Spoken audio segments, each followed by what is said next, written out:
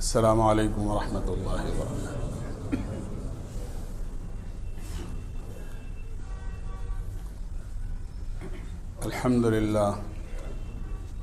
الحمد للہ رب العالمین، والصلاة والسلام علی اشرف الانبیاء والمرسلین وعلی آلہ واصحابہ اجمعین۔ اما بعد فاعوذ باللہ من الشیطان الرجیم، بسم اللہ الرحمن الرحیم۔ ومن احسن قولا ممن دعا الى اللہ وعمل صالحا وقال اننی من المسلمین۔ صدق اللہ العظیم۔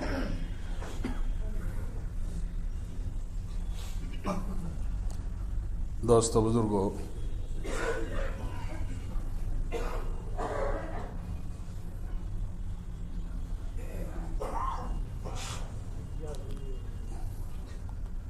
رمضان المبارک انتہائی قریب ہے،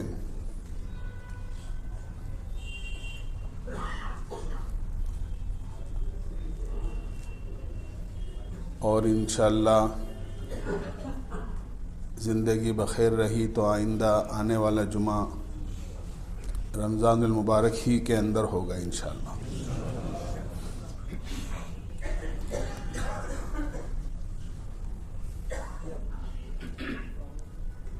رمضان المبارک سال کے 12 مہینوں میں سب سے مقدس مہینہ ہے۔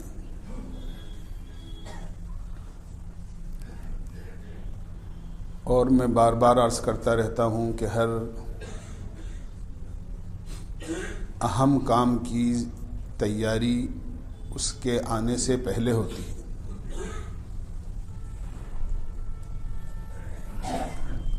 ہم رات دن اپنی زندگی کے تجربات میں یہ بات دیکھتے ہیں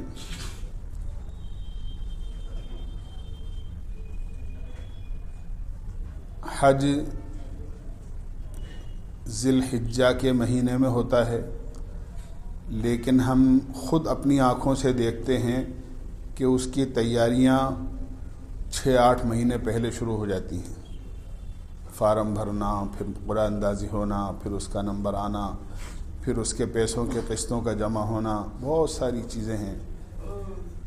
حالانکہ حج ہوگا ذی الحجہ میں، لیکن کم سے کم 6 مہینے، 8 مہینے، 10 مہینے پہلے اس کی تیاریاں شروع ہو جاتی ہیں،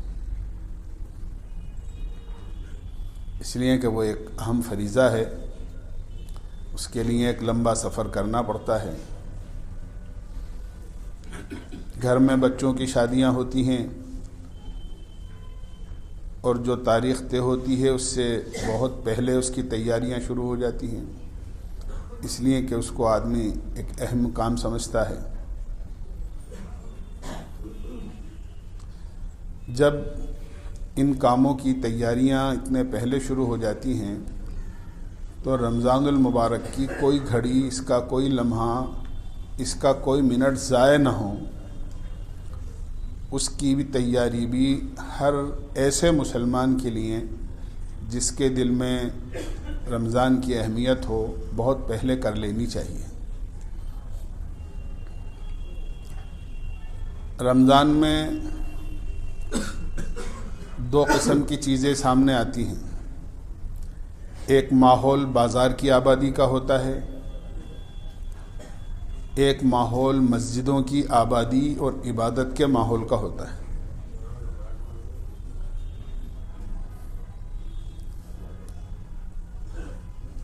بازاروں کی رونق بھی بڑھتی ہے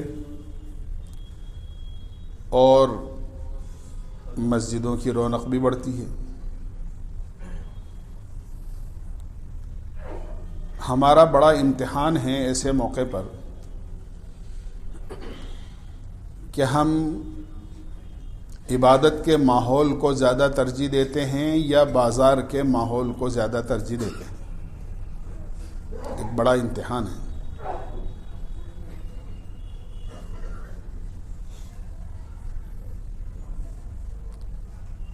بازار کو تو حدیث پاک کی روح سے سب سے زیادہ خراب جگہ بتایا گیا ہے، اللہ کے نبی علیہ الصلاۃ والسلام سے کچھ یہودیوں نے سوال کیا کہ دنیا میں سب سے اچھی جگہ کون سی ہیں اور سب سے خراب جگہ کون سی ہیں؟ آپ کا معمول تھا کہ آپ اپنی جانب سے کوئی جواب نہیں دیا کرتے تھے.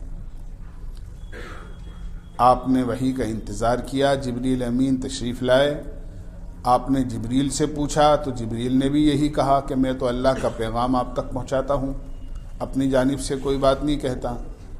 تو جبریل گئے اور اللہ سے پوچھ کر آئے اور آ کر جواب دیا، خیر البقاء مساجدها وشر البقاء اسواقها، دنیا میں سب سے اچھی جگہ مسجدیں ہیں اور دنیا میں سب سے خراب جگہ بازار ہیں.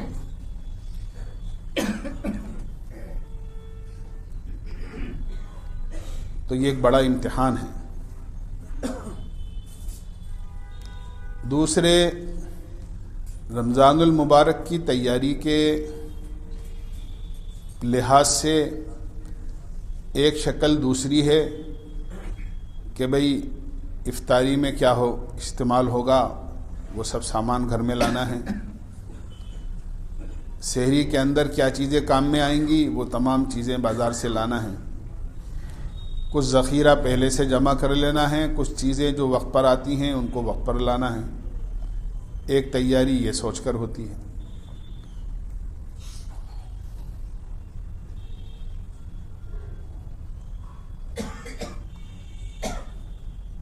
ایک تیاری عبادت کے لحاظ سے ہے کہ اپنے آپ کو مکمل طور سے اللہ کی عبادت کے لیے فارغ کر لینا. یہ بہت اہم چیز ہے. حضرت عائشہ رضی اللہ عنہ فرماتی ہیں کہ اللہ کے نبی علیہ الصلاۃ والسلام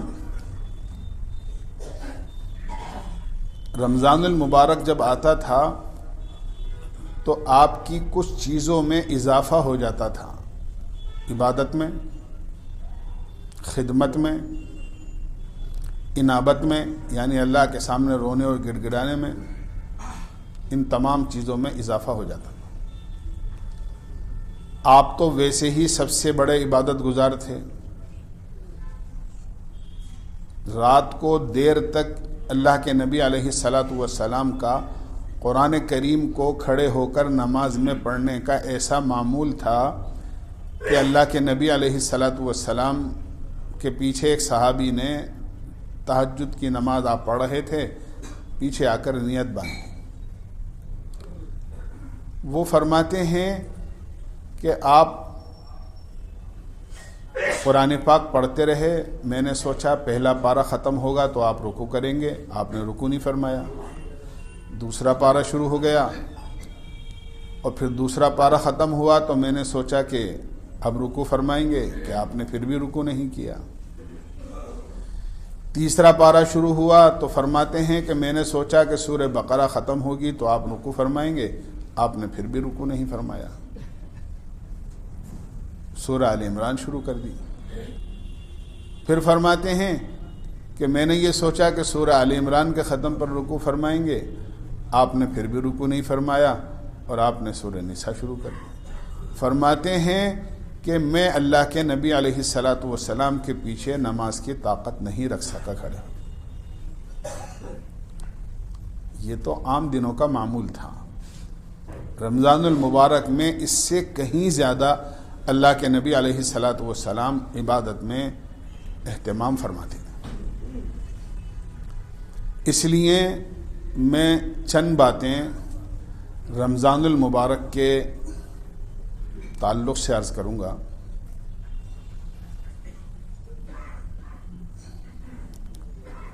ایک تو یہ کہ ہمیں چاہیے کہ ہم رمضان کے شروع ہی سے اپنا ایک شیڈول بنائیں، اپنا ایک معمول متعین کریں، اپنا ایک نظام الاوقات متعین کریں کہ ہمیں صبح اٹھنے سے لے کے رات کو اپنے بستر پر آرام کرنے تک کس وقت میں کیا کیا کام کرنا ہے. ہر کام کے لیے وقت متعین ہو اور ہر وقت کے لیے کوئی نہ کوئی کام ہو. جب اس طرح آدمی اپنا ایک معمول بناتا ہے اور اپنا ایک نظام بناتا ہے تو نہ تو آدمی کے پاس وقت خالی رہتا ہے اور نہ کوئی ایسا ہوتا ہے کہ آدمی کو کسی عمل کا موقع نہ ملے. کسی نہ کسی وقت میں کوئی کام ہے اور کوئی نہ کوئی کام کسی وقت میں ہے، تاکہ ہماری ضرورتیں کاروباری لحاظ سے جو بھی ہم کام کرتے ہیں وہ بھی معمول پر باقی رہیں اور اللہ کی عبادت اور اس کی بندگی میں بھی کسی قسم کی کمی نہ آئے.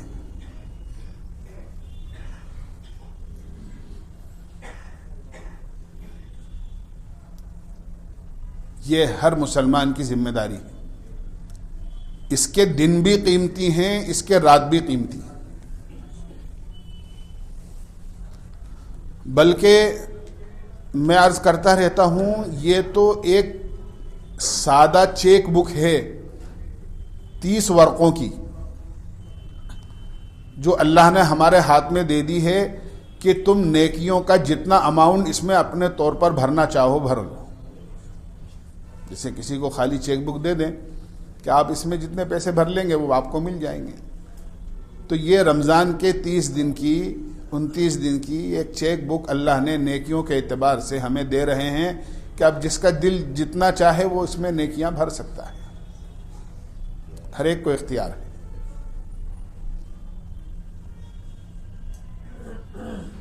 اس لیے موٹی موٹی باتیں عرض کر رہا ہوں. سب سے پہلے تو تکبیر اولیٰ کے ساتھ 5 وقت کی نماز کا اہتمام کی آپ نیت کریں اور عزم کریں کہ رمضان میں ہماری کوئی بھی نماز بغیر تکبیر اولیٰ کے نہیں ہوگی. اور یہ جب ہوگا جب کہ ہم اذان سے بہت پہلے مسجد میں آئیں گے تو انشاءاللہ آپ کو تکبیر اولیٰ یقیناً مل جائے گی. اسی طرح نوافل کی تو بہت نمازیں ہیں، لیکن کم سے کم 4 وقت کی نفلوں کی نیت ضرور کریں. ایک تہجد، اللہ کے نبی علیہ الصلاۃ والسلام 8 رکعت بھی پڑھ لیا کرتے تھے. موقع محل کے اعتبار سے کچھ کم بھی پڑھی ہیں، 6 بھی پڑھی ہیں، 4 بھی پڑھی ہیں. وقت کم ہو تو 2 رکعت بھی پڑھ سکتے ہیں.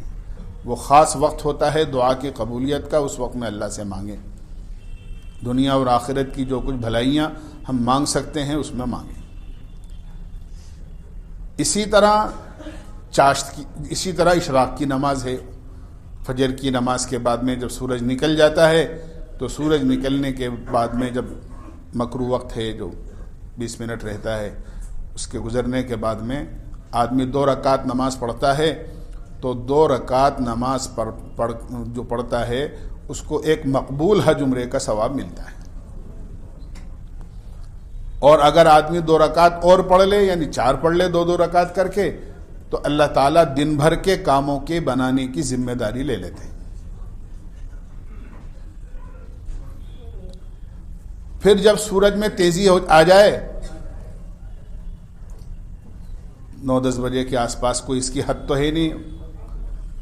جس طرح فرض نمازوں کے اوقات کی ایک حد ہوتی ہے، جب سورج میں تیزی آ جائے، سورج بلند ہو جائے، تھوڑی سی گرمی ہو جائے، زوال سے پہلے آدمی کو چاہیے کہ چاشت کی نماز بھی پڑھے. 12 رکعت تک کی گنجائش ہے، باقی 2 4 6 8 جتنی پڑھ سکتا ہے آدمی. چاشت کی نماز میں بہت ساری فضیلتیں ہیں. اس میں سے ایک بڑی فضیلت یہ ہے کہ اللہ نے چاشت کی نماز میں روزی کی برکت رکھی ہے. جنت میں اللہ چاشت کی نماز کے اہتمام کرنے والے کے لیے موتی کا محل بنا دیتے ہیں. پھر آگے بڑھیے. مغرب کی نماز کے بعد میں اوابین کی 6 رکعت ہیں. مغرب کی نماز سے فارغ ہو کر آدمی 6 رکعت نفل نماز پڑھے. فرمایا جو اس کا اہتمام کرتا ہے اللہ تعالیٰ اس کو 12 سال کی نفلی عبادت کا ثواب عطا فرماتے ہیں. یہ تو 4 وقت کی نفلیں ہیں جن کے بڑے فضائل وارد ہوئے ہیں. اس کے علاوہ آدمی جتنی چاہے نفلیں پڑھے، گناہ ہو گیا ہے تو صلاۃ التوبہ پڑھے، کوئی نعمت مل گئی ہے تو صلاۃ الشکر پڑھے، کوئی ضرورت ہے تو صلاۃ الحاجت پڑھے، آدمی خوب ہے۔ نوافل کی بہت قسمیں ہیں۔ بہرحال ان چاروں نمازوں کا بھی اگر آدمی اہتمام کرے رمضان میں تو بہت اچھی بات ہے۔ اسی طرح رمضان المبارک کا مہینہ خاص طور سے جو ہے وہ قرآن کریم کا مہینہ ہے۔ رمضان میں ہی قرآن کریم نازل ہوا ہے، شہر رمضان الذی انزل فیہ القرآن، کہ رمضان المبارک میں اللہ نے قرآن نازل فرمایا ہے۔ لہذا قرآن کریم کی تلاوت کا اہتمام، ایک سپارہ روز پڑھیں گے تو ایک قرآن ختم ہوگا، 2 سپارے روز پڑھیں گے تو 2 قرآن ختم ہو جائیں گے، 3 پڑھیں گے تو 3 ختم ہو جائیں گے، ہر 10 دن میں ایک قرآن ختم ہو جائے گا۔ یہ تو جتنا گڑ ڈالو گے اتنا میٹھا ہوگا۔ اپنے بزرگوں نے تو ایسا بھی اپنا معمول بنایا ہے کہ ایک قرآن کریم رات میں پڑھا، ایک قرآن کریم دن میں پڑھا۔ صاحب ایک مہینے میں 30 دن ہوتے ہیں، ان کے 60 قرآن کریم ختم ہو گئے۔ جو قدر کرنے والے ہوتے ہیں وہ اس طرح بھی قدر کرتے ہیں۔ تو قرآن کریم کا خاص تلاوت کا اہتمام۔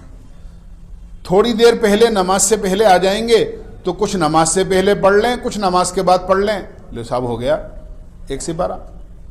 اگر 5 نمازوں میں بھی اتنا اہتمام کر لیا کہ بھئی تھوڑا نماز سے پہلے آ گئے سنتیں وغیرہ پڑھ کے، یا اس سے پہلے ہم نے کچھ پڑھ لیا، کچھ بعد میں سنتیں پڑھ کر کچھ پڑھ لیا، لو صاحب ایک سپارہ ہو گیا۔ 5 نمازوں کے بعد بھی اگر ہم نے 5 سپارے پڑھ لیے تو بہت آسانی کے ساتھ بغیر کسی تکلیف کے 5 قرآن کریم۔ یہ تو میں ان لوگوں کے لیے بتا رہا ہوں جو بہت آسانی کے ساتھ میں پڑھ سکتے ہیں۔ اس سے زیادہ کا معمول بنائیں تو بہت ہی اچھی بات ہے۔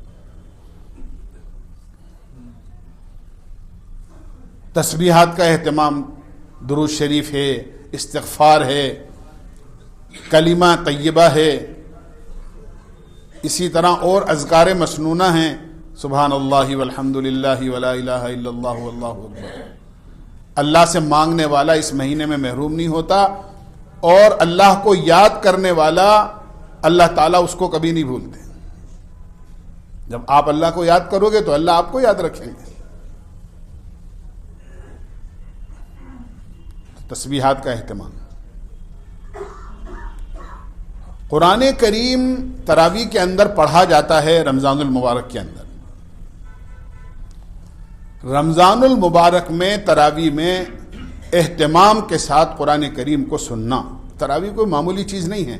یہ اس لیے نہیں ہے کہ بھئی 10-5 دن کے اندر کہیں بھی قرآن سن لو اور اس کے بعد کے اندر جو ہے بس پھر چھٹی اس کے بعد، کہ بھئی ہم کاروباری لوگ ہیں۔ تراویح کو معمولی چیز تھوڑی ہے، اگرچہ وہ سنت ہے لیکن کوئی سنت کا مطلب یہ تھوڑی ہے کہ جو چھوڑ دو اس کو۔ صحابہ سنت کو سنت سمجھ کے اس پر عمل کرتے تھے، اور ہمارے لیے پریشانی یہ ہے ہم سنت کو ہلکا سمجھ کے سنت چھوڑ دیتے ہیں۔ تراویح کے ایک سجدے کے بدلے میں کم سے کم 1500 نیکیاں اللہ تعالیٰ تراویح پڑھنے والے کو دیتے ہیں، ایک سجدے کے بدلے۔ اور پھر قرآن کریم تراویح کے اندر نماز میں سننا اور پڑھنا، عام دنوں کے اندر ہی نماز میں قرآن کریم پڑھا جاتا ہے تو ہر حرف کے بدلے میں اس کو 10 نیکیاں ملتی ہیں، اور نماز میں پڑھیں تو 100 نیکیاں ملتی ہیں۔ بغیر نماز کے آدمی ویسے ہی پڑھتا ہے تو 10 نیکیاں، اور نماز میں پڑھ رہا ہے تو 100 نیکیاں۔ اور رمضان المبارک میں اللہ تعالیٰ اعمال کا بھاؤ بڑھا دیتے ہیں، ہر عمل کا ثواب 70 گنا ہو جاتا ہے۔ لہذا 10 کو 70 سے گنا کر لو تو 700 ہو گئے ہر حرف کے بدلے میں۔ اور اللہ کے نبی علیہ السلام فرماتے ہیں میں یہ نہیں کہتا کہ سارا کا سارا الف لام میم ایک حرف ہے، الف ایک حرف ہے، لام ایک حرف ہے، میم ایک حرف ہے، الگ جتنی نیکیاں، اور قیامت میں آدمی ایک ایک نیکی کا محتاج ہوگا۔ ایسی جگہ قرآن کریم سنیں جہاں واقعتاً قرآن کریم صاف ستھرا پڑھا جاتا ہو۔ میں حفاظ کرام سے بھی گزارش کروں گا کہ جہاں وہ قرآن پاک پڑھ رہے ہیں بڑے اطمینان کے ساتھ صاف صاف قرآن کریم پڑھیں، تاکہ وہ خود بھی سمجھیں کہ کیا پڑھ رہے ہیں اور زبان سے کیا لفظ ادا ہوا ہے، اور پیچھے مقتدی بھی وہ سمجھیں کہ ہاں بھئی قرآن کریم کا یہ لفظ زبان سے ادا ہوا ہے۔ سال میں ایک موقع آتا ہے تراویح میں قرآن کریم سننے کا، اور وہ بھی تو چل میں آیا کر کے جلدی سے جلدی ختم کر کے، ایسا نہیں۔ ہر مسجد میں اس کا اہتمام ہونا چاہیے کہ قرآن کریم اطمینان سے پڑھا جائے، اور اگر ایسا نہیں ہوتا ہے تو ہمیں تراویح وہاں پڑھنا چاہیے جہاں اطمینان سے پڑھا جاتا ہے۔ قرآن کریم بہت ضروری ہے۔ پھر قرآن کریم کو اللہ تعالیٰ نے خالی کتاب تلاوت نہیں بنایا ہے، یہ کتاب ہدایت ہے، زندگی کا قانون ہے۔ جہاں جہاں بھی ایسے موقع رمضان میں آتے ہیں جہاں قرآن کریم کا کچھ مفہوم بیان کیا جاتا ہے، اس کو ضرور سننا چاہیے، اس کو ضرور سننا چاہیے۔ ایسا نہ ہو کہ بھئی قرآن کریم جیسی اللہ کی کتاب اور ہم زندگی پوری کر دیں اور ہمیں پتہ ہی نہ چلے کہ قرآن کریم میں اللہ ہم سے کہہ کیا رہا ہے۔ اخبار میں بھی کوئی چیز سمجھ میں نہیں آتی ہے، جبکہ آدمی ایک دفعہ پڑھنے کے بعد دوبارہ دیکھتا نہیں ہے اس کو، وہ بھی پوچھ لیتا ہے کہ یار یہ بات سمجھ میں نہیں آئی، کیا مطلب ہے اس کا، اور قرآن کریم کو کبھی سمجھنے کی کوشش ہی نہیں کری ہم نے۔ اور جہاں کوئی چیز بیان کی جا رہی ہے وہاں اہتمام نہیں کرتے ہیں، اور جو تھوڑا بہت شوق رکھتے ہیں وہ بھی کہتے ہیں کہ ذرا میرے پاس بھی بھیج دیو۔ یہ جو ریکارڈنگ کا رواج ہے نا کہ آپ میرے پاس بھی بھیج دیو، اس کا مطلب یہ ہے کہ مجھے کوئی ضرورت نہیں ہے مسجدوں میں بیٹھنے کی، مجلسوں میں شریک ہونے کی، میرے پاس بھی بھیج دیو، میں تو لیٹے لیٹے بھی سن لوں گا اور باتیں کرتے کرتے بھی سن لوں گا۔ یہ آج اہمیت رہ گئی ہے ہمارے یہاں دین کے کاموں کی اور دین کی باتوں کی۔ یہ تو ان مستورات کے لیے ہیں جو بیچاری ان مجلسوں میں نہیں آ سکتی، اور معذور مجبور اور ان لاچار لوگوں کے لیے ہیں جو ایسے معذور ہیں، جو بستر پر ہیں، جو نہیں آ سکتے ان مجلسوں میں۔ جو مسجد میں آ رہا ہے اس کے لیے کہاں گنجائش ہے کہ میرے پاس بھی بھیج دیو، مجھے بھی ذرا گروپ میں جوڑ لیو۔ تو بہت بڑے نقصان کی اور محرومی کی بات ہے۔ اس لیے ایسی مجلسوں میں شریک ہوں جہاں قرآن کریم کا جہاں کہیں بھی ہوتا ہو، وہاں اس مفہوم کے اندر آدمی ضرور سنے، تاکہ ہمیں پتہ چلے اللہ تعالیٰ قرآن کریم میں ہم سے جو ہے وہ کس طرح مخاطب ہیں، اور اللہ تعالیٰ کا کلام ہم سے کیا کہہ رہا ہے۔ اسی طرح رمضان المبارک میں جہاں نیکیاں کرنی ہیں وہاں پر اپنے آپ کو گناہوں سے بھی بچانا ہے۔ یہ مہینہ ایسا نہیں ہے کہ اس میں کوئی گناہ کیا جائے، اللہ کی نافرمانی کی جائے، کسی اللہ کے حق کو ضائع کیا جائے یا اللہ کے بندوں کے حق کو ضائع کیا جائے، اور اس کو بہت زیادہ توجہ کے ساتھ ہم سنیں۔ اور مختلف محلوں سے آپ لوگ آتے ہیں، میں تو عرض کروں گا جہاں تک کوشش ہو سکے اس پر کنٹرول کی ہمیں کوشش کرنی چاہیے، اور وہ یہ ہے کہ یہ سحری میں جو اٹھانے کا اہتمام ہے، کیا میں عرض کروں آپ، کتنی تکلیف دہ چیز ہے کہ آج گھڑی موجود ہے، سب کے پاس نقشہ موجود ہے، اور آج کل نقشے اور چھپا کے لوگ بانٹ دیتے ہیں، وہ ہمارے پاس جیبوں میں موجود ہیں۔ ہر طرح کی سہولت ہے، پتہ ہے ہمیں کہ ہاں بھائی اتنے بجے سحری ختم ہوگی، صبح صادق اتنے بجے ہوگی، اتنے پہلے ہمیں اپنی سحری پوری کر دینے چاہیے۔ الارم ہیں، گھنٹیاں ہیں، اور کیا کیا اسباب ہیں جو پہلے موجود نہیں تھے آج موجود ہیں۔ اس کے باوجود بھی رات کو 2 بجے سے اور 3 بجے سے جو اعلان شروع ہوتا ہے، بھائیوں بہنوں اٹھ جائیے، سحری کا وقت ہونے والا ہے، سحری پکا لیجئے۔ پھر تھوڑی دیر بعد اعلان ہوگا چولہا جلا لیجئے، پھر تھوڑی دیر بعد اعلان ہوگا کہ دسترخوان بچھا لیجئے، پھر اعلان ہوگا آدھا گھنٹہ رہ گیا ہے، پھر ہوگا کہ بھئی سحری کر لی ہے وہ چائے پی لیجئے، پھر یہ ہوگا 5 منٹ رہ گئے ہیں، پھر اعلان ہوگا کہ اب سحری کا وقت ختم ہو گیا ہے۔ کیا مذاق بنا رکھا ہے۔ بیمار بھی ہوتے ہیں، کمزور بھی ہوتے ہیں، بوڑھے بھی ہوتے ہیں، وہ ایسے بھی ہوتے ہیں جن کو بیماری کی وجہ سے رات بھر نیند نہیں آتی، صبح ہوتے ہوتے ذرا سی شریعت نے ان کو اشاروں سے نماز پڑھنے کے لیے گھر میں اجازت دی ہے۔ پھر ہمارے اس ماحول میں اور اس معاشرے کے اندر صرف ہم نہیں رہتے، ہمارے غیر ایمان والے بھائی بھی رہتے ہیں، حالات کتنے نازک چل رہے ہیں، ہماری اذانیں ہی لوگوں کو اکھر رہی ہیں. کیا میں آپ سے عرض کروں، نہیں کہنا چاہتا، اور ہم بالکل اپنی آنکھ بھی بند کیے ہوئے ہیں اور اپنے کان بھی بند کیے ہوئے ہیں. میں تو کہتا ہوں کہ یہ اعلان ضروری ہی نہیں ہے، ہر آدمی اپنا ذمہ دار ہے. ہاں اگر کہیں واقعتاً آپ یہ سمجھتے ہیں کہ ضرورت ہے تو ایک آدھ مرتبہ کوئی ایسا اعلان کر دیا اس انداز سے کہ ہاں بھئی محلے والوں میں ذرا آواز پہنچ جائے اور ذرا کوئی غافل آدمی ہے جو اٹھ نہیں سکا ہے اٹھ جائے، ورنہ میں سمجھتا ہوں کہ اس کی کوئی ضرورت نہیں. اس پر بہت کنٹرول کی ضرورت ہے.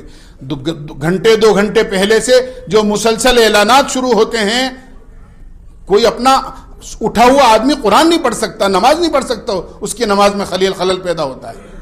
اور اس سے آگے نظمیں اور نعتیں شروع کر دیتے ہیں. کیا نظمیں نعتیں پڑھنے کا یہی وقت ہوتا ہے؟ اس کے لیے بھی ایک موقع ہوتا ہے. اس لیے بہت زیادہ خاص طور سے ان حالات میں، اور شریعت، آپ کسی بھی عالم سے فتویٰ لے آؤ، اس طرح اٹھانا جس سے لوگوں کو تکلیف ہوتی ہو، کوئی عالم کسی بھی مسلک کا اجازت نہیں دے سکتا کہ اس طرح اٹھانا ضروری ہے یا جائز. تکلیف سے لوگوں کو بچانا زیادہ ضروری. میں یہ بھی نہیں کہہ رہا، جہاں ضرورت ہو اور اشد ضرورت ہو وہاں ایک آدھ مرتبہ آواز دے دیں، کوئی حرج والی بات نہیں. جہاں ضرورت نہیں ہے وہاں کوئی ایسی ضرورت نہیں. ہر آدمی کے پاس گھڑی ہے، ہر آدمی کے پاس موبائل ہے، ہر آدمی کے پاس الارم ہے، سب کچھ ہے، انتظام ہے دوسرے کاموں کے لیے. کون سی فلائٹ کے لیے آواز لگانے والا آتا ہے آدمی جب آپ کو انگلینڈ کا سفر کرنا ہوتا ہے یا امریکہ کی فلائٹ پکڑنی ہوتی ہے کہ صاحب اٹھ جاؤ آپ کی فلائٹ کا ٹائم ہو گیا ہے. مساجد میں آئیں، میں بہت چاہے 2-4 منٹ زیادہ ہو جائیں گے، کچھ اعلانات بھی ہیں وہ بھی آپ سنیں، لیکن بہت ضروری عرض کر رہا ہوں. اپنے آپ کو گناہوں سے بچانے کی کوشش. بازار کو میں نے کہا آباد نہیں کریں، ادھر ادھر پھرنا، موٹر سائیکل ہوٹلوں کو آباد کرنا، راتوں میں ادھر ادھر پھرنا. پھر سحری کے وقت کے اندر جو گزشتہ سال واقعہ پیش آیا کہ وہ نہرگڑھ لوگ چلے جاتے تھے اور پھر ان کے خلاف کیا کیا کارروائی ہوئی ہیں. یہ ایسی چیزوں سے اپنے آپ کو کیوں ایسے متہم کریں جس کی وجہ سے کسی کو تکلیف ہو یا کوئی ہنگامے کی شکل بنے یا ہمارا اسلام یا ہمارا دین اور ہمارا مذہب داغدار بنے. اپنے عمل میں لگیں، کیوں کیا فائدہ ادھر ادھر پھرنے سے گھومنے سے. مسجدوں کو آباد کریں، اپنے گھر میں عبادت کا ماحول بنے، اس کا کریں. پھر میں عرض کروں گا کہ مسجد میں تشریف لائیں تو مسجد کے اندر جو ہے وہ مسجد کے افضل حصے میں نماز پڑھنے کی کوشش کریں. مسجد میں آنے والے 2 قسم کے لوگ ہوتے ہیں. ایک تو وہ لوگ ہوتے ہیں جو بیچارے لڑتے ہیں آگے آنے کے لیے کہ صاحب میں آگے آ جاؤں، میں آگے آ جاؤں. بہت اچھا جذبہ ہوتا ہے، لڑائی تو نہیں کرنی چاہیے، بہرحال کوشش کرنی چاہیے کہ اگلی صفوں میں جگہ ملے. ایک وہ حضرات ہوتے ہیں جن کو اہتمام ہی نہیں ہے کہ بھئی ہاں ہمیں کوئی اگلی صف میں نماز بھی پڑھنی ہے. وہ تو پہلے آ کر بھی ادھر ادھر کونے کے اندر سوچتے ہیں کہ ہمیں جگہ مل جائے. ایسا نہیں، افضل حصے میں نماز پڑھیں. افضل حصے میں نماز پڑھیں گے، آپ کی نماز افضل طریقے سے اللہ کے دربار میں پیش ہوگی. میں آپ کو اس لیے عرض کر رہا ہوں کہ مسجد میں 2 قسم کے لوگ جگہ ہوتی ہیں. ایک تو برآمدے ہوتے ہیں، ایک مسجد کا یہ حصہ ہوتا ہے. مسجد کا یہ حصہ افضل حصہ ہوتا ہے، اس میں بھی اگلی صفوں میں نمازوں کا ثواب زیادہ ہے. اس کے بعد کی صفیں ہیں جس کو جہاں جگہ مل جائے، بغیر کسی کو تکلیف پہنچائے ہوئے، بغیر کسی کا کندھا پھلانگے ہوئے، بغیر کسی کو دھکا مکی کیے ہوئے، وہاں آدمی کو سہولت سے نماز پڑھنی چاہیے. اور پھر ہماری اس مسجد میں یہ جو میرا حجرہ ہے نا، اس کو تو لوگ ریاض الجنہ سمجھتے ہیں. جیسے وہ مسجد نبوی میں ریاض الجنہ ہے نا، وہاں باقاعدہ ایپ ڈاؤن لوڈ کرنا پڑتا ہے، پھر وہ ٹائم ملتا ہے. مجھے فون کر کے کہتے ہیں صاحب حجرے میں جگہ مل جائے گی کیا، حجرے میں جگہ مل جائے گی کیا. اور میں کیا عرض کروں، وہ بیچارے کبھی غور ہی نہیں کرتے کہ یہ تو ٹوائلٹ کے اوپر کا حصہ ہے، یہ کوئی افضل جگہ نہیں ہے جیسے مسجد کا محراب اور ممبر اور اگلی صف ہوتی ہے. یہ تو ٹوائلٹ جو پیشاب خانے اور جو ہے نا راستہ اس کے جانے کا، یہ تو اس کے اوپر کا حصہ ہے. اور وہاں لوگ باقاعدہ فون کر کے نماز پڑھنے کو افضل سمجھتے ہیں. یہ تو آس پاس کی جگہ تو اس لیے ہوتی ہے کہ بیچارہ کوئی انتظام میں لگا ہوا ہے, کوئی انتظامیہ کمیٹی ہے, نمازیوں کی سہولت میں نظم میں لگے ہوئے ہیں, ان کو بیچاروں کو جگہ نہیں ملی, بھائی وہ آخر میں آ کر بھائی چلو اپنے وہاں نماز کی نیت باندھ لیں, یا کوئی مہمان آیا ہے بھائی اس کو جگہ نہیں ملی تو بھائی اس کو کوئی باہر سے, جیسے یہاں ٹورسٹ وغیرہ آتے رہتے ہیں, بھائی ان کو بھائی کوئی جگہ, اس لیے باقی. اور پھر یہ تو اللہ جزائے خیر دے جس نے آج دروازہ کھولا ہے, ورنہ یہ دروازہ تو بند رکھتے ہیں. اور میں عرض یہ کرتا ہوں کہ پردے میں تو عورتیں نماز پڑھتی ہیں, مرد تو میدان میں آگے پڑھتے ہیں نماز. پردہ تو عورتوں کے لیے ہے, اور پتہ نہیں کیا وہ اب سمجھ کے اپنے آپ کو پردے میں نماز پڑھتے ہیں. اس لیے اگر کوئی مجبوری ہے, بیچارہ کوئی دیر سے آیا ہے, کوئی انتظامیہ والے ہیں جو نظم میں لگے ہوئے ہیں, بھئی وہ پڑھ لیں اپنے آ کر, دروازہ کھول کے پڑھیں, تاکہ کسی کو غلط فہمی نہ ہو کہ بھئی اندر پتہ نہیں کیا ہو رہا ہے. سب کے ساتھ مل کر شامل ہو کر نماز پڑھیں. تراویح کے لیے بھی میں عرض کر رہا ہوں اور عام نمازوں کے لیے بھی عرض کر رہا ہوں. یہ بہت ضروری چیز ہیں جس کا ہمیں سب کو رعایت رکھنا چاہیے, تاکہ ہمارے رمضان کی کوئی گھڑی, ہمارے رمضان المبارک کا کوئی لمحہ ہمارا ضائع نہ ہو. اہتمام سے مسجدوں میں آئیں, زیادہ وقت مسجدوں میں گزاریں, روزے کا اور تراویح کا اہتمام کریں, اور شروع سے اور اپنے مستورات کو بھی اس بات کی ترغیب دیں کہ وہ گھر کے کام کاج کے ساتھ میں اپنے عبادت کے لیے خاصا وقت فارغ کریں. کوئی نماز ان کی ضائع نہ ہو, ان کی تلاوت, اسی طرح ان کی تسبیحات اور گھر کے جو اور کام ہے وہ بھی کرتے رہیں. کچھ اعلانات سماعت فرما لیں, اس کے بعد پھر آپ سنتے پڑھیں.